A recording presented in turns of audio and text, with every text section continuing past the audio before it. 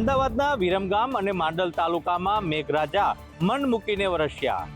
અનરાધાર વરસાદના પગલે અનેક વિસ્તારો તળાવ બન્યા. વિરમગામ અને માંડલ તાલુકા સહિત ગ્રામ્ય વિસ્તારમાં મુશળધાર વરસાદ વરસતા નદી નાળા છલકાયા છે. વિરમગામમાં ભારે પવન સાથે 2 કલાકમાં 2 ઇંચથી વધુ વરસાદ ખાબક્યો હતો. જેમાં ભરવાડી દરવાજા, ગોલવાડી દરવાજામાં વરસાદી પાણી વહેતા થયા છે. ઘણા વિસ્તારોમાં તો કમરસામાં પાણી ભરાયા છે. આજે રવિવારનો દિવસ હોવાથી બાળકોએ વરસતા વરસાદમાં ભરાયેલા પાણીમાં મજા માણી હતી. વિરમગામના ભોજવા, ડુમાણા, હાંસલપુર, જુનાપાદર, નીકલી, શોકલી સહિતના ગામડાઓમાં મેઘાના મંડાણ થયા હતા. જ્યારે માંડલમાં સતત વરસાદથી મામલતદાર કચેરી બહાર તેમજ દસાડા રોડ ઉપરની સોસાયટી વિસ્તારોમાં ચબુતરા ચોક અને નીચાણવાળા વિસ્તારો પાણીમાં ગરકાવ થયા હતા. ગ્રામ્ય વિસ્તારોમાં ભારે વરસાદના પગલે ખેતરો પાણીથી તરબોળ થયા છે, તો બીજી તરફ જગતના તાત એવા ખેડૂતો ખુશખુશાલ જોવા મળી રહ્યા છે. અમદાવાદના દેત્રોજમાં 12 મેઘ ખાંગા થયા છે. મુશળધાર વરસાદને કારણે મુખ્ય બજારોમાં નદીઓ વહેતી થઈ છે. અમદાવાદ અને ગ્રામ્ય વિસ્તારના વાતાવરણમાં પલટો આવ્યો અને વહેલી સવારથી કાળા ડિબાંગ વાદળો સાથે ધોધમાર વરસાદ વરસ્યો. દેત્રોજ અને આસપાસના ગામમાં પણ મેઘરાજા મન મૂકીને વરસ્યા. અનેક વિસ્તારો પાણીમાં ગરકાવ થયા છે. દેત્રોજની બજારો અને સોસાયટીમાં વરસાદી પાણીની નદી વહી રહી છે. આ સિવાય રામપુરા, કટોસન રોડ સહિત ગામમાં વરસાદ વરસ્યો હતો. ગામમાં વરસાદી પાણી ભરાતા વેપારીઓને હાલાકી ભોગવવાનો વારો આવ્યો હતો. તો બીજી બાજુ મેઘરાજા મહેરબાન થતા ખેડૂતોમાં ખુશી જોવા મળી રહી છે. નદી નાળા છલકાતા ખેડૂતોને સિંચાઈ માટે ભરપૂર પાણી મળી રહેશે. હવામાન વિભાગની આગાહી મુજબ અમદાવાદ જિલ્લામાં હજુ પણ વરસાદી માહોલ યથાવત રહેશે. ફરી એકવાર રીમઝીમ વરસાદે અમદાવાદીઓનો રવિવાર સુધારી દીધો છે. રવિવારના વહેલી સવારથી જ સમગ્ર અમદાવાદમાં વરસાદી માહોલ છવાયો. અમદાવાદમાં ગઈકાલથી વરસાદી માહોલ જોવા મળી રહ્યો છે, પરંતુ આજે રવિવારનો દિવસ હોવાથી અમદાવાદીઓની સવાર થોડી મોડી થતી હોય છે અને વહેલી સવારથી જ કાળા ડિબાંગ વાદળો વચ્ચે વરસાદી માહોલ છવાયો છે. જમાલપુર, ખાડિયા, રાયપુર, પાલડી, વસ્ત્રાલ, નરોડા, ઓઢવ સહિતના પૂર્વ અને પશ્ચિમ વિસ્તારોમાં વરસાદ વરસી રહ્યો છે. ક્યાંક ધીમી ધારે તો ક્યાંક ઝરમર વરસાદ વરસ્યો, જેના કારણે વાતાવરણ ખુશનુમા બન્યું છે. રવિવારનો દિવસ હોવાથી લોકોને ધંધા નોકરીમાંથી રજા હોવાથી લોકોએ ઘરે બેઠા વરસાદની મજા માણી છે. સાથે ધીમી ધારના વરસાદને લઈને પાણી ભરાવાની સમસ્યાઓથી પણ છુટકારો મળ્યો હતો. લોકોએ ઘરે બેઠા વરસાદી માહોલની મજા માણી. જોકે સામાન્ય વરસાદમાં જ ખાબોચિયા પાણીના ભરાઈ ગયા હતા અને જેના કારણે મજા બાદ પણ લોકોએ વરસાદની મુસીબત માટે તૈયાર રહેવું પડશે. અમદાવાદના દ્રશ્યો જોઈ તમને પણ સવાલ થશે કે શું આ સ્માર્ટ સિટી છે? કારણ કે ઠેર ઠેર પાણીના તળાવ જોવા મળી રહ્યા છે. દર વર્ષે સામાન્ય વરસાદમાં જ આખું અમદાવાદ પાણી થઈ જાય છે અને આ વર્ષે પણ આવી સ્થિતિ સર્જાઈ છે. વેજલપુર વિસ્તારના દ્રશ્યો સામે આવ્યા છે. વરસાદે વિરામ લીધો છે, પરંતુ પાણી નથી ઓસર્યા. જાણે તળાવ ભરાયું હોય તેવું લાગી રહ્યું છે. પાણીમાંથી અનેક રાહદારીઓ, વાહન ચાલકો પસાર થઈ રહ્યા છે. લોકોના વાહનો પાણીની અંદર બંધ પડી રહ્યા છે. તો બીજી બાજુ રસ્તા વચ્ચે મહાનગરપાલિકાએ ખોદેલા ખાડામાં યમરાજ બની બેઠા હોય તેવું લાગી રહ્યું છે. લોકો જીવના જોખમે રસ્તો પસાર કરવા મજબૂર છે. વેજલપુરની શ્રીનગર સિટી 3 સહિત અનેક સોસાયટીમાં પાણી ભરાઈ ગયા છે. બેઝમેન્ટમાંથી વરસાદી પાણી બહાર કાઢવામાં આવી રહ્યા છે.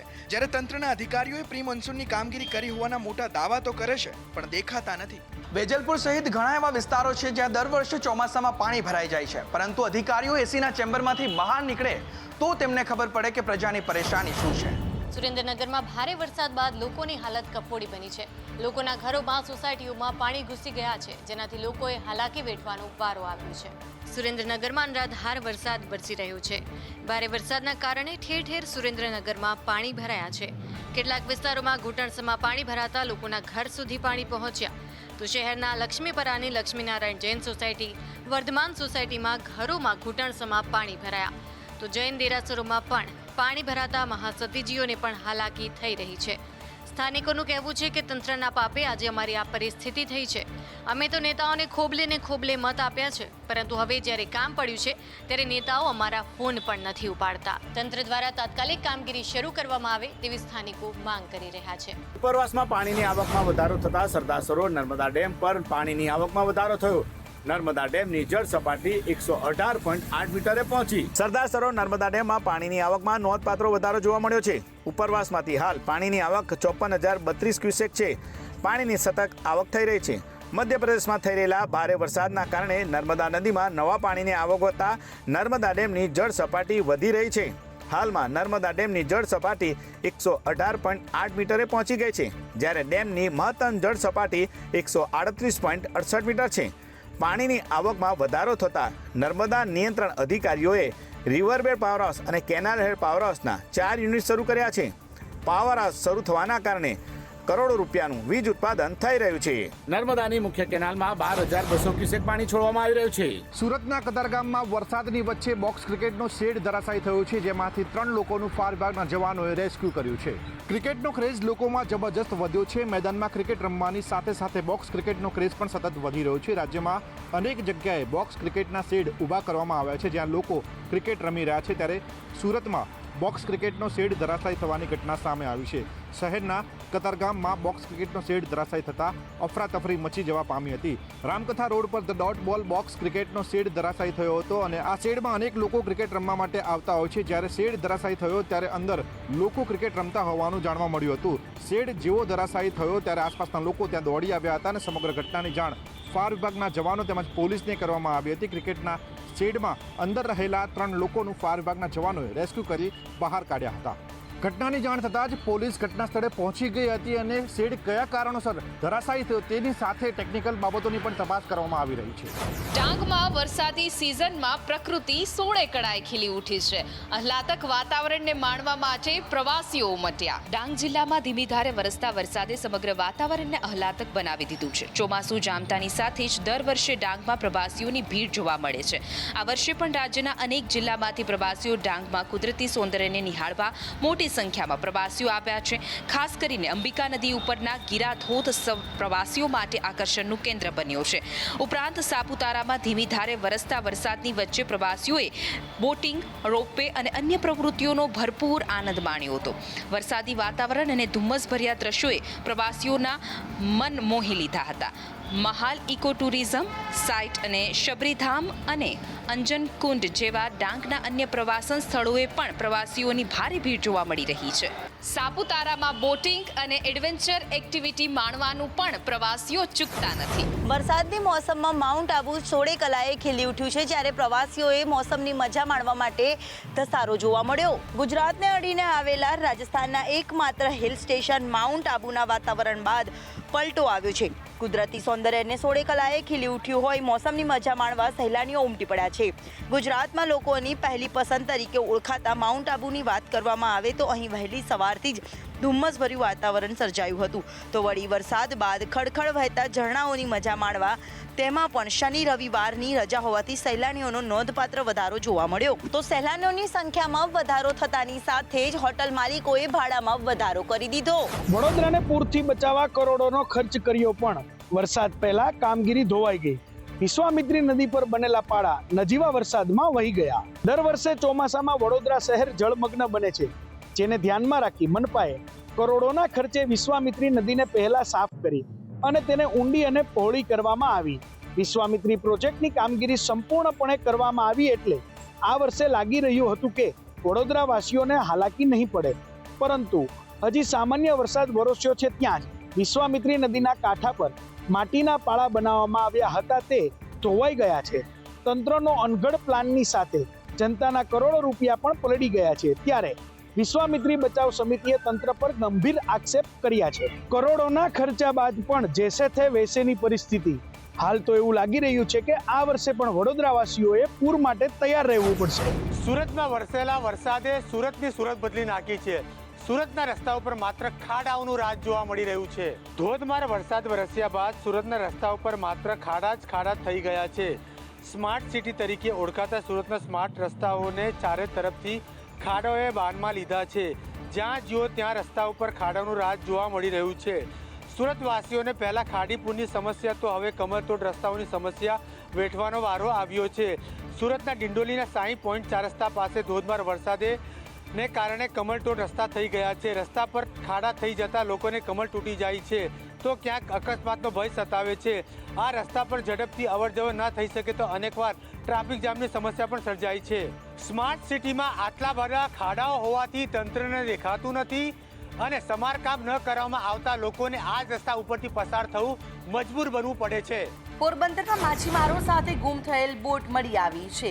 5 માછીમારો સાથે બોટ પરત આવતા લોકોએ હાશકારો અનુભવ્યો. પોરબંદરમાં ગુમ થયેલ માછીમારો સલામત રીતે દરિયા કિનારે પરત ફર્યા છે. ગઈકાલે હોડી સાથે 5 માછીમારો દરિયામાં હતા અને ગુમ થયા હતા અને તમામ માછીમારો હવે સહી સલામત દરિયાકાંઠે પહોંચતા પરિવાર અને તંત્રએ રાહતનો શ્વાસ લીધો છે. તો બીજી તરફ પોલીસ અને ફિશરીઝ વિભાગે વધુ કાર્યવાહી હાથ ધરી છે. ગઈકાલે પોરબંદરના સમુદ્રમાં માછીમારો જય શાંકરી આઈ કૃપા નામની હોડી સાથે ગુમ થયા હતા. હોડી સાથે તમામ 5 માછીમારો સહી સલામત અંદાજે સવારે 7 વાગે દરિયાકાંઠે પહોંચ્યા હતા. ફિશરીઝ વિભાગ દ્વારા વધુ કાર્યવાહી હાથ ધરવામાં આવી છે તેમજ હર્બર મરીને પોલીસ દ્વારા આ તપાસ કરવામાં આવી રહી છે. તમામ માછીમાર ગીર સોમનાથના હોવાનું સામે આવ્યું છે. વરસાદી માહોલની વચ્ચે દરિયામાં ભારે કરંટ જોવા મળી રહ્યો છે, જેને લઈને માછીમારોને દરિયો ન ખેડવા માટેની સૂચના આપવામાં આવી છે. રાજકોટના સરદારની અંદર અસામાજિક તત્વોના વધતા ત્રાસને લઈને વેપારીઓએ ગામ સજ્જડ બંધ પાડી તાલુકા પંચાયત કચેરી એકત્ર થઈ પોતાનો વિરોધ નોંધાવ્યો. રાજકોટ પંથકના સરદારમાં અસામાજિક તત્વોના ત્રાસના પગલે ગામ સ્વયંભૂ બંધ રાખવામાં આવ્યું છે. સરદારમાં દુકાન ધરાવતા ટાયરના વેપારી ઉપર અસામાજિક તત્વો દ્વારા હુમલો કરવામાં આવ્યો હતો. પોલીસ ફરિયાદ છતાં હજુ સુધી આરોપીઓ ઝડપાયા નથી, જેને લઈને ગ્રામજનોમાં રોષની લાગણી છે. અવારનવાર સરદારમાં માથાભારે તત્વો વેપારીઓને રંજાડતા હોવાની ફરિયાદ ઉઠી છે. તેમ છતાં પણ પોલીસ આવા લુખ્ખા તત્વોને છાવરી રહી હોવાના આક્ષેપો થઈ રહ્યા છે. વેપારી ટાયરની દુકાન ધરાવે છે અને તેઓ દુકાનમાં હતા તે વખતે સિકંદર સિંધી અને અન્ય 2 શખ્સો દુકાનમાં દોડી આવ્યા હતા. સિકંદરે ટાયર બદલવાની વાત કરી હતી અને તે બાબતે ઝઘડો થતા મારામારી સુધી વાત પહોંચી ગઈ હતી. સમગ્ર મામલે પોલીસ ફરિયાદ તો દાખલ થઈ છે, પરંતુ અત્યાર સુધીમાં આરોપીઓ ઝડપાતા ના હોય ગ્રામજનો અને સ્થાનિક વેપારીઓએ પોતાનો રોષ વ્યક્ત કર્યો હતો. વરસાદી માહોલ વચ્ચે ભાવનગરવાસીઓને 3 દિવસ વીજ કાપ સહન કરવો પડશે. 30 જૂનથી લઈને 2 જુલાઈ સુધી ફીડર હેઠળ આવતા જુદા જુદા વિસ્તારોમાં વીજ કાપ રહેશે. ભાવનગરના વિવિધ વિસ્તારમાં 3 દિવસ માટે વીજ કાપ રહેશે તેવી પીજીવીસીએલ દ્વારા જાહેરાત કરવામાં આવી છે. ભાવનગરમાં સોમવારથી 3 દિવસ વીજ કાપ રહેવાનો છે. 30 જૂનથી 2 જુલાઈ સુધી જુદા જુદા વિસ્તારોમાં વીજ કાપ રહેતા લોકોની હાલાકી ભોગવવી પડશે. સોમવારે શાસ્ત્રીનગર ફીડર હેઠળના વિસ્તારોમાં વીજ કાપ રહેશે, તો મંગળવારે વિઠ્ઠલવાડી ફીડરના વિસ્તારોમાં વીજ કાપ રહેશે, જ્યારે બુધવારે જવાહરનગર ફીડરના વિસ્તારોમાં વીજ કાપ રહેશે. સવારે 6 થી સવારે 11 વાગ્યા સુધી વીજ કાપ રાખવાની જાહેરાત કરવામાં આવી છે. 3 દિવસ 5 કલાક સુધી વીજ કાપ રહેતા લોકોને હાલાકી ભોગવવાનો વારો આવશે, ત્યારે પાણી ભરી લેવા માટે તંત્ર દ્વારા લોકોને સૂચના આપવામાં આવી છે. અમદાવાદની પ્લેન દુર્ઘટના બાદ હવે અમરેલી વાસીઓમાં ભયનો માહોલ ઊભો થયો છે. ટ્રેનિંગ સેન્ટરના પ્લેન વારંવાર ઉડતા તેનો રૂટ બદલવામાં આવે તેવી માંગ ઉઠી છે. છેલ્લા કેટલાક સમયથી અમરેલી શહેરમાં એક પાયલોટ ટ્રેનિંગ સેન્ટર કાર્યરત છે. પાયલોટની ટ્રેનિંગ માટે દિવસભર અમરેલી શહેર પર નાના વિમાનો સતત ઉડાન ભરે છે. થોડા મહિના પહેલા અમરેલીમાં એક રહેણાંક વિસ્તારમાં એક મિની પ્લેન ક્રેશ થયું હતું, જેમાં એક પાયલોટનું મૃત્યુ નિપજ્યું હતું. આ ઘટના બાદ અમરેલી શહેરના લોકો સતત પ્લેન અકસ્માતના ભયમાં રહે છે, પરંતુ હવે અમરેલી શહેરમાં કેટલાક લોકો આ પ્લેનનો રૂટ બદલવાની માંગ કરી છે. અગાઉ અમરેલી કલેક્ટરને રજૂઆત પણ કરી હતી, પરંતુ પરિણામ નહીં આવતા આજે રાજકમલ ચોકમાં ધરણા યોજી વિરોધ નોંધાવ્યો હતો. આ મામલે અમરેલી નગરપાલિકાના સદસ્યનું કહેવું છે કે ટ્રેની વિમાનોનો રૂટ નહીં બદલવામાં આવે તો આગામી દિવસોમાં ઉગ્ર આંદોલન કરવામાં આવશે. રાજકોટની જેલમાંથી કેદીઓ બેરેકના સળિયા તોડીને ભાગ્યા, જો કે પોલીસે 4 કેદીઓનો ફરાર થવાનો ઈરાદો નિષ્ફળ બનાવ્યો છે. જૂનાગઢ જિલ્લાની જેલ હંમેશા વિવાદોમાં રહે છે. ઘણી વખત જેલમાંથી મોબાઈલ ઝડપાયા છે, તો ક્યારેક કેદીઓ વચ્ચે બબાલની ઘટનાઓ સામે આવે છે. ત્યારે ફરી એક વખત મોટી ઘટના બનતા રહી ગઈ છે. પોસ્કો કેસના 4 કેદીઓએ રાત્રિના સમયે બેરેકના સળિયા તોડી ફરાર થવાનો પ્રયાસ કર્યો. આ 4 કેદીઓ સળિયા તોડવામાં અને ત્યાંથી નીકળવામાં સફળ રહ્યા, પરંતુ જેલ સ્ટાફની સતર્કતાના કારણે ભાગી ન શક્યા. જેલ કર્મચારીનું બેરેક પર ધ્યાન જતા સ્ટાફને એલર્ટ કરાયો હતો. તાબડતોડ કામે લાગેલા કર્મચારીઓએ કેદીઓ દૂર જાય તે પહેલા જ ઝડપી લીધા છે. કેદીઓ બેરેક નંબર 2 માંથી ભાગી વહીવટી બિલ્ડિંગ ઉપર છુપાયા હતા, ત્યાંથી પકડી ફરી તેમને જેલ ભેગા કરાયા છે. કેદીઓએ બેરેકના સળિયા કેવી રીતે તોડ્યા જેવી બાબતોને લઈને અત્યારે તપાસ કરવામાં આવી રહી છે.